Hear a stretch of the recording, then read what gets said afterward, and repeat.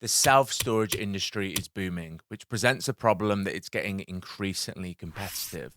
You can no longer rely on potential customers just driving past your facility in order to boost your occupancy rates. You need to implement an effective self-storage marketing plan, which is why in this video, I'm going to walk you through a plan that you can copy and paste in order to apply to your self-storage business, covering the 5 most important aspects. And for those of you that don't know me, my name is Henry Purchase, founder of selfstoragemarketingagency.com, and we specialize in boosting self storage occupancy rates and building profitable self storage marketing strategies, ranging from smaller operators to multi facility operators. This is an example of mine. They're a single facility in Yonkers, New York. And as you can see, I rank them above some of the biggest players in the industry. So do not worry, you can compete against people like Safeguard and Public Storage. And I also arguably have the best self storage case study in the world because I ranked one of my clients globally position one for self storage business. So I know a thing or two about helping self storage businesses and also the self storage industry. So, getting straight into it, the first and arguably most important thing when it comes to your self storage marketing strategy is knowing the keywords or search terms that your target customers search. So, for example, for this customer that I showed you earlier, you can see that 2.4 thousand people a month search for self storage Yonkers. And this search term in Google is a keyword. You need to know what keywords your target customers are searching for and which are the most profitable keywords in your area so that you can ultimately carry that through to SEO, search engine optimization, and also Google Ads. Because if you get your keywords wrong, you either won't be able to rank on Google at all, or you'll be paying for extremely expensive Google Ads terms, which just won't be driving move ins into your business. Now, if you want to figure out which keywords your target customers are searching for, I want you to head over to Google Ads Keyword Planner, as you can see here. And this is a tool that can allow you to type in a term such as self storage, then select the area that you're in. So, for example, I'm based in London. And then from here, what it's going to do is show me all the search terms related to self storage that people search for in London, as well as also variations. From there, you can also see the cost to run ads on them, as well as also how many people search for them. And this can essentially enable you for wherever you're based, you can literally drill this down to smaller areas in London or wherever you're based. This can allow you to figure out which the profitable keywords are, which you can then carry forward into your self storage marketing efforts. Now, of course, if you'd rather an expert just do it for you, feel free to book a discovery call with me directly using the first link in the description.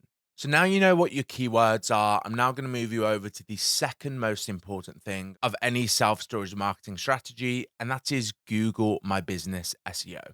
Google My Business SEO is improving your map profile that shows up here so it ranks higher up. And the reason that this is so important is whenever you search for any local keyword, such as self-storage near me or self-storage your location, what you're going to see is usually Google Ads, which show at the top.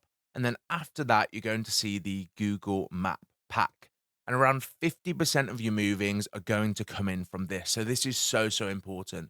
Google My Business SEO is probably the most important component of a self-storage marketing strategy after finding your keyword, which is usually just going to be self-storage and then your location. Now, as you can see here, my client isn't yet showing up in the map pack. And that's purely because ranking here does take a long time. And the most important ranking factor is Google reviews. You want to make sure that you're not only incentivizing your team members in order to get Google reviews, you can pay them $5 to $10 for every Google review you get, but you also set up an automation so that when customers move into your facility a week or two after they move in, they get a text or an email in order to ask for a Google review. Doing this is actually pretty easy. All you want to do is head over to your Google My Business management profile. From here, you'll be able to edit your profile. You need to make sure that you've got a full description in there and that you've added the category self storage. But in order to collect more reviews, all you do is head over to ask for a review. From there, you can copy this link and include it in your email campaigns to new customers and also text messages. But one real hack that I find is you can also print off this QR code, which is going to take people directly to the place where they can actually leave a Google review, as you can see here. And all you need to do is print this off, add it to the front desk of your storage facility if you do have people on site, and then encourage your team members to ask for a review. Now, if you're a completely unmanned facility, of course, you're going to have to rely on this review link. But this is a thing that I see the most successful self-storage operators do. They're relentless in collecting reviews, and that's ultimately going to allow them to rank as high as possible on this Google Maps, which, as I've said, 50% of the move-ins are going to come through. So far we've discussed finding the right keyword and then also optimizing your Google business profile. The next thing I'm going to touch upon is optimizing your website. Now, whatever website builder you're using, whether you're using Storganize, whether you use something like Storable or even a custom CMS in order to host your self-storage website SEO best practices, i.e. doing the things that get your self-storage business to rank higher up on Google. The process is pretty much the same no matter what you use. What I want you to do is take the keyword that you found in step one, and I want you to make sure that it's present in your SEO title. Your SEO title is the blue link text that shows up on search results. And then if you really want to boost your click-through rates, i.e. the percentage of people that search something that click on your website, if you also then include this in brackets at the end, rent from, and this dollar amount should be your weekly rate. So take your monthly rates, turn it into a weekly rate. And what that's going to do is make the prices look lower than any of your competitors on Google, which of course is going to boost the chances of someone clicking on self-storage, because from a consumer's point of view, they ultimately just want to find the cheapest, most secure facility. So by including your keyword in this, as well as also showing your rates weekly, this is going to help you rank higher and also boost your click-through rates. You also then want to make sure that your keyword is in your SEO description, which is a text that shows up below. And then from there, you also want to include it in your H1. So as you can see here, the main title at the top of your web page, you want to include your keyword there. You also want to include it in a subtitle as well as in the first 100 words. And this is actually going to communicate to Google what you want to rank for and boost your likelihood of ranking. Now, just a bit of a bonus before I go into the fourth thing of a successful self-storage marketing strategy. If you want to get your website to rank high, you also need something called backlinks. These are links from other websites to yours. So for example, if your local self-storage association links from their website to yours, that's essentially social proof in Google's eyes, which makes it more likely that your facility will rank higher. However, something that I always do for self-storage businesses is build business directories or citations. These are essentially business directories where you can list your self-storage business to get these backlinks and also make your website more reputable in Google's eyes. You can use a tool like Bright Local, which is an easy tool in order to build and fix citations. You can do it on hundreds of websites really, really quickly. So this is something that you can use if you don't decide to hire someone to do it. However, of course, you do also want to make sure you list your websites on sites like Rent Cafe, because this is not only social proof, but also a way in order to get move-ins for your facility. And as you can see, interestingly, they're also deploying the tactic that I mentioned earlier, where you display your lowest possible price in your SEO title. Now, everything that we've discussed so far is all about organic marketing, i.e. doing things like SEO, which is where you organically show up on search results, i.e. you're not paying to be at the top of Google, which moves us really well onto the fourth thing that builds up any successful self-storage marketing campaign, and that is Google Ads. Now, all Google Ads is, it's essentially paying in order to get to the top of search results. This can be really powerful because if you open a self-storage facility tomorrow and begin running Google Ads tomorrow, you'll begin getting inquiries for your self-storage facility as long as it's set up. Now, the only con of this is if done incorrectly, it can be very expensive. And also, if you switch off Google Ads for some reason, your move-ins will stop. So I personally prefer SEO because it has a lot more longevity to it, and I personally skip past the Google Ads anyway.